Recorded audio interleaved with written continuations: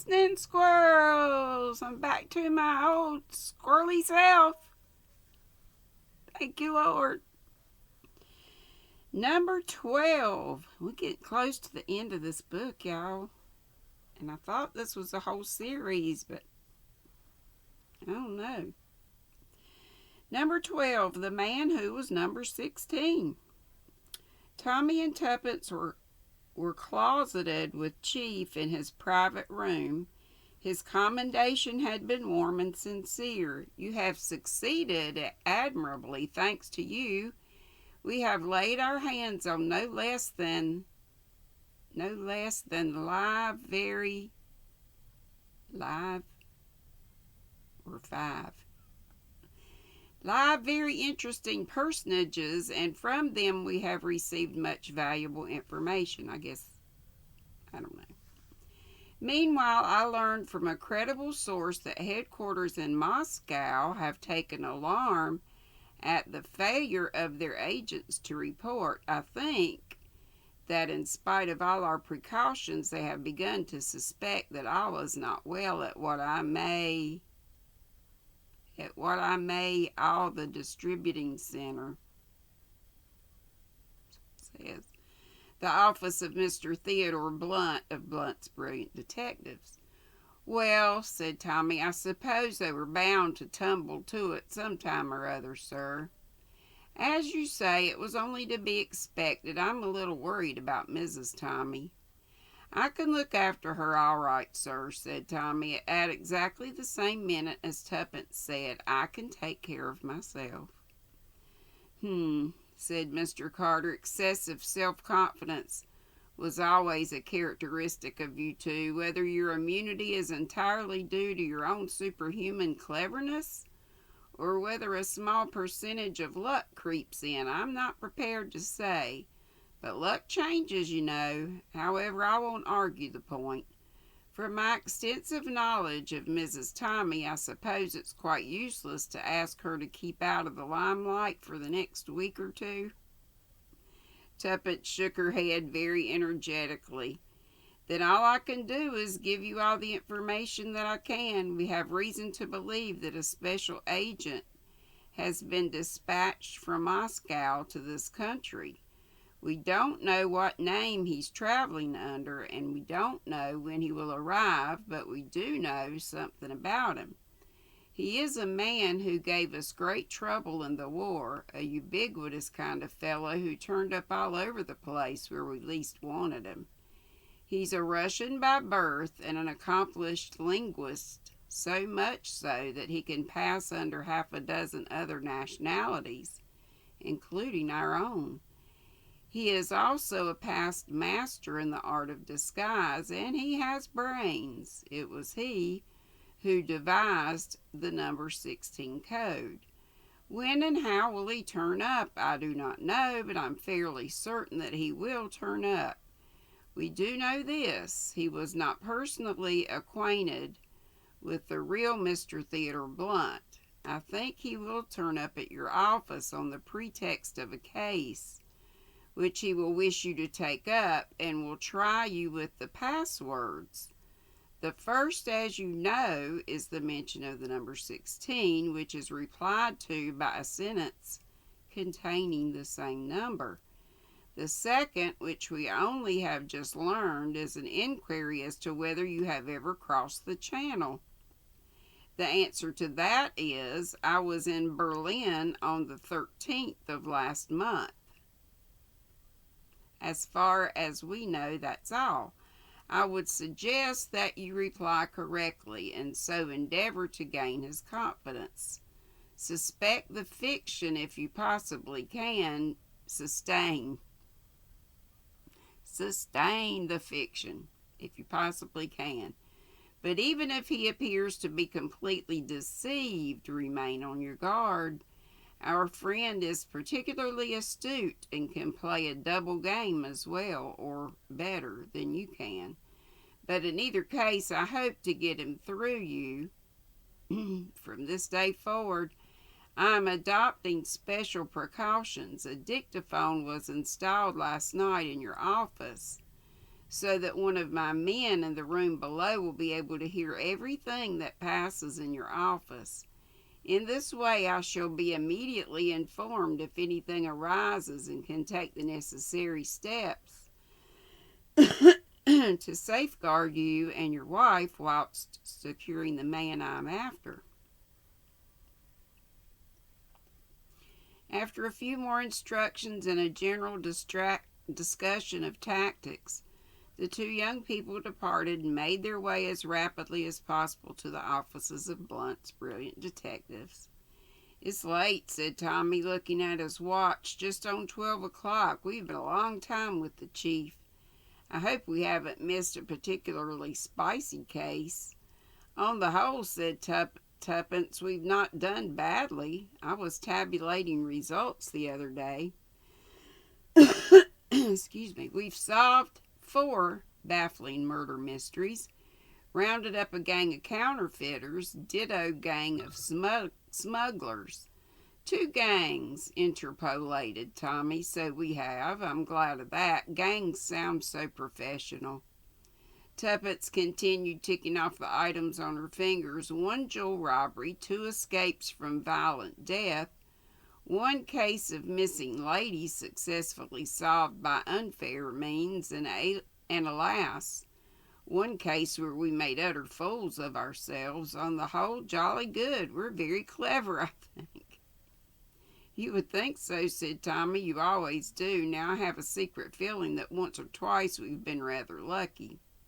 "Nonsense," said Tuppence. "All done by the little gray cells." "Well, I was damned lucky once," said Tommy. That day that Albert did his lasso act, but you speak, Tuppence, as though it was all over." "So it is," said Tuppence. She lowered her voice impressively.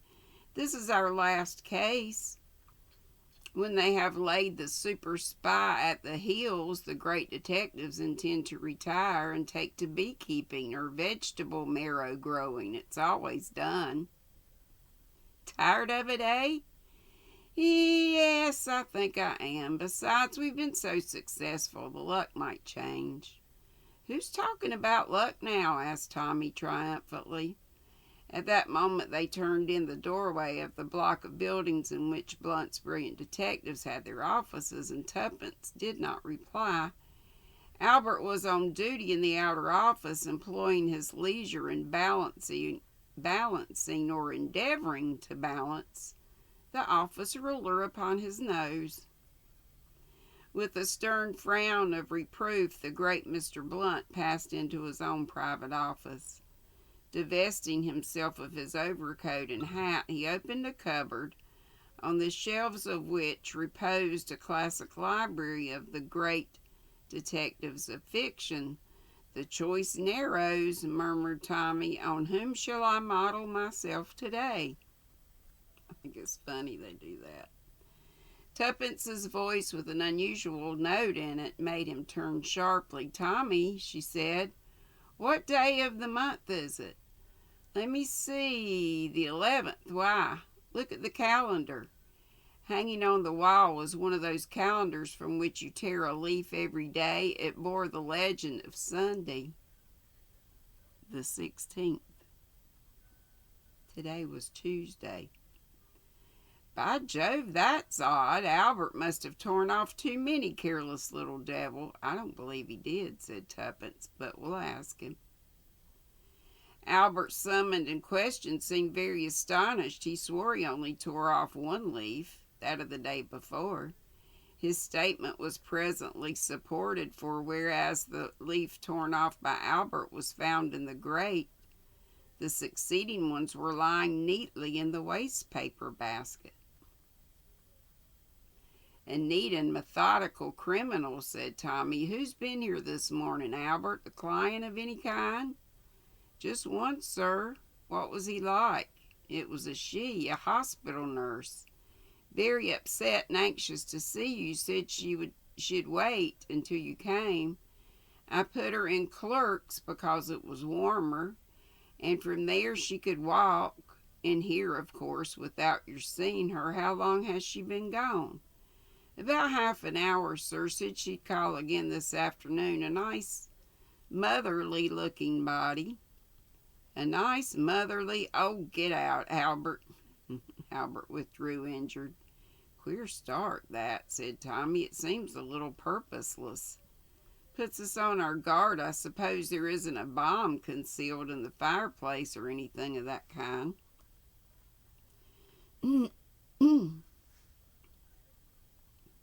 He reassured himself on that point. Then he seated himself at the desk and addressed Tuppence.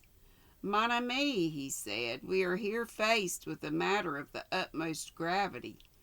You recall, do you not, the man... It's sinus junk. The man who was number 4, him whom I crushed like an eggshell in the Dolomites with the aid of high explosive. Buen entendu. But he was not really dead. Ah, no. They are never really dead, these super criminals. This is the man, but even more so, if I may put it thus. He is the 4 squared, in other words. He is now the number 16. You comprehend, my friend? Perfectly, said Tuppence. You are the great, I don't know how to pronounce this, Hercule or Hercule Poirot? Exactly. No mustaches, but lots of gray cells. I've a feeling, said Tuppence, that this particular adventure will be called The Triumph of Hastings. I may have to, I know I've seen this on YouTube. I watched the, just last night, the Murder at the Vicarage. It was good. And I know there's the body in the library too. So I'll have to watch and see how to pronounce his name. The Triumph of Hastings. Never, said Tommy. It isn't done. Once the idiot friend, always the idiot friend. There's an etiquette in these matters. By the way, mon ami, can you not part your hair in the middle instead of on one side? The present effect is unsymmetrical and deplorable. The buzzer rang sharply on Tommy's desk. He returned the signal and Albert appeared bearing a card. Prince Vladarovsky, read Tommy in a low voice. He looked at Tuppence. I wonder. Show him in, Albert. The man who entered was of middle height, graceful in bearing, with a fair beard and apparently about 35 years of age. Mr. Blunt, he inquired. His English was perfect. You have been most highly recommended to me. Will you take up a case for me? If you will give me the details. Certainly. It concerns the daughter of a friend of mine, a girl of 16. We are anxious for no scandal, you understand. My dear sir, said Tommy, this business has been running successfully for 16 years, owing to our strict attention to that particular principle. He fancied he saw a sudden gleam in the other's eye. If so, it passed as quickly as it came. You have branches, I believe, on the other side of the channel? Oh, yes, as a matter of fact, he brought out the words with great deliberation. I myself was in Berlin on the 13th of last month. In that case, said the stranger, it's hardly necessary to keep up the little fiction. The daughter of my friend can be conveniently dismissed. You know who I am. At any rate, I see you have had warning of my coming. He nodded towards the calendar on the wall. Quite so, said Tommy. My friends, I have come over here to investigate matters. What has been happening? Treachery, said Tuppence, no longer able to remain quiescent. The Russian shifted his attention to her and raised his eyebrows. Aha, that is so, is it? I thought as much. Was it Sergius? We think so, said Tuppence unblushingly. It wouldn't surprise me, but you yourselves, you are under no suspicion? I do not think so. We handle a good deal of bona fide business, you see, explained Tommy. The Russian nodded. That is wise. All the same, I think it would be better if I did not come here again. For the moment, I'm staying at the Blitz. I will take Maurice. This is Maurice, I suppose? Tuppence nodded.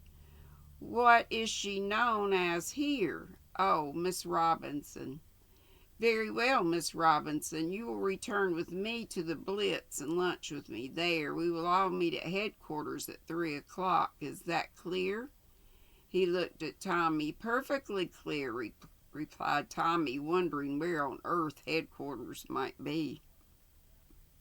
But he guessed that it was just those very headquarters that Mr. Carter was so anxious to discover. Tuppence rose and slipped on her long black coat with its leopard skin collar. Then demurely she declared herself ready to accompany the prince. They went out together, and Tommy was left behind, a prey to conflicting emotions. Supposing something had gone wrong with the dictaphone, supposing the mysterious hospital nurse had somehow or other learnt of its installation and rendered it useless.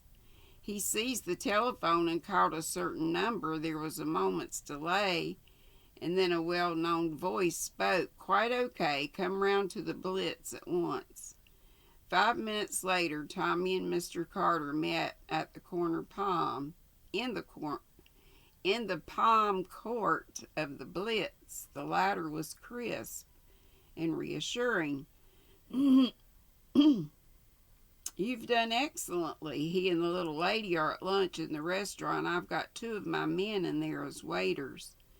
Whether he suspects or whether he doesn't, I'm fairly sure he doesn't. We've got him on toast. There are 2 men posted upstairs to watch his suite, and more outside ready to follow wherever they go. Don't be worried about your wife. She'll keep in sight the whole time. I'm not going to run any risk. She'll be kept in sight. Occasionally, one of the Secret Service men came in to report progress. The first time it was a waiter who took their orders for cocktails. Second time it was a fashionable, vacant-faced young man. They're coming out, said Mr. Carter. We'll retire behind this pillar in case they sit down here, but I fancy he'll take her up to his suite. Ah, yes, I thought so. From their post of vantage, Tommy saw the Russian and Tuppence cross the hall and enter the lift. The minutes passed, and Tommy began to fidget. Do you think, sir, alone in that suite? One of my men's inside, behind the sofa. Don't worry, my boy. A man crossed the hall and came up to Mr. Carter. Got the signal they were coming up, sir, but they haven't come. Is it all right? What? Mr. Carter spun around. I saw them go into the lift myself, just as he glanced up at the clock. 4.5 minutes ago, and they haven't shown up.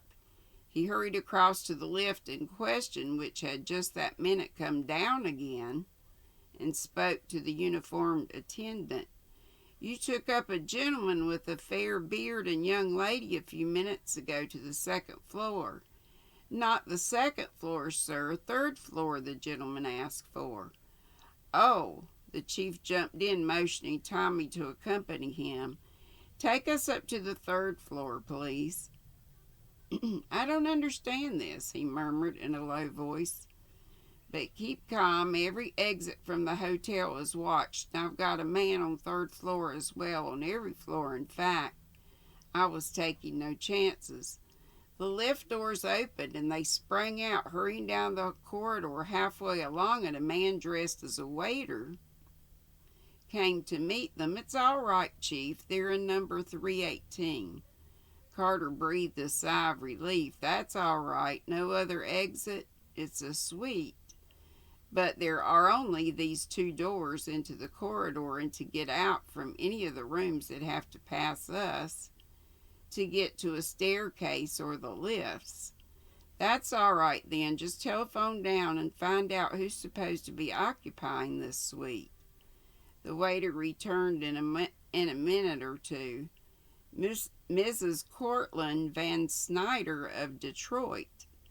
Mr. Carter became very thoughtful. I wonder now, is this Mrs. Van Snyder an accomplice?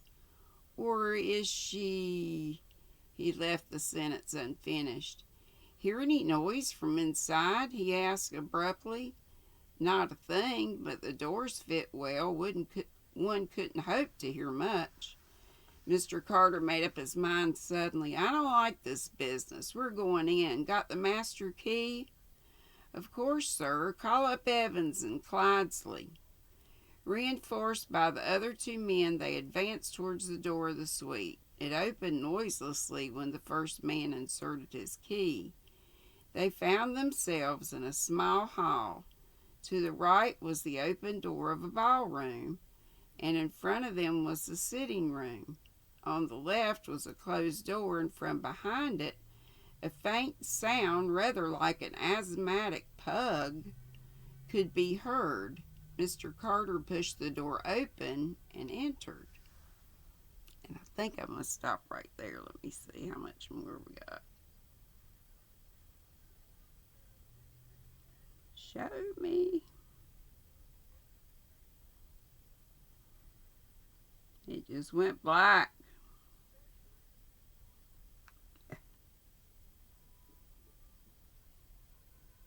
Oh well, I guess I'll stop there. I think part of this stomach thing, I'm hoping and praying,